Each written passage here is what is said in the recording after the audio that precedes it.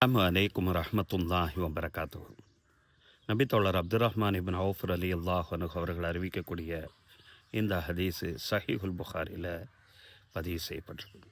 அவங்களே சொல்கிறாங்க, மக்காவிலேருந்து மதீனாவுக்கு நாங்கள் வந்த நேரம் உறவுகளே இல்லாமல் இருக்கக்கூடிய அந்த சூழ்நிலையில் சஅத் இப்னு ரபீங்கிற அந்த அன்சாரி தோழரை நபிகள் நாயகம் ஸல்லல்லாஹு அலைஹி வஸல்லம் அவர்கள் எனக்கு சகோதரராக ஆக்கி தந்தாங்க.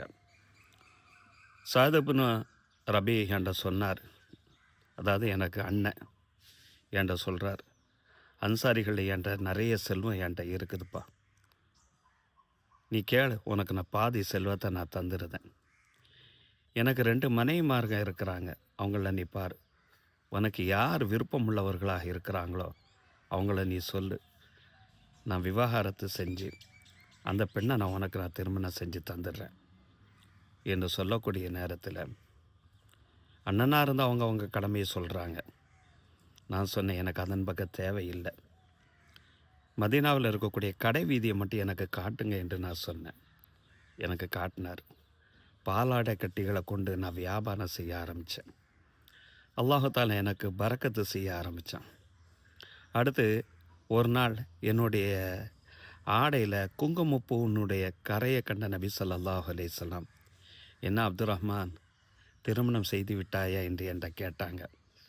ஆம் யா ரசூலுல்லாஹ், நான் திருமணம் செய்து விட்டேன் என்று நான் சொன்னேன். பாருங்கள், நபி ஸல்லல்லாஹு அலைஹி வஸல்லம் அவர்களுக்கே தெரியலை அந்த அளவுக்கு எளிமையான முறையில் ஒரு திருமணம்.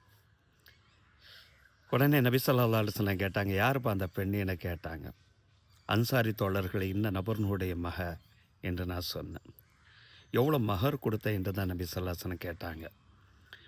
நான் பேரிச்சம்பழத்தினுடைய கொட்டை அளவு உண்டான தங்கத்தை கொடுத்து நான் மகராக கொடுத்து நான் திருமணம் செஞ்சேன் என்று நான் சொன்னேன்.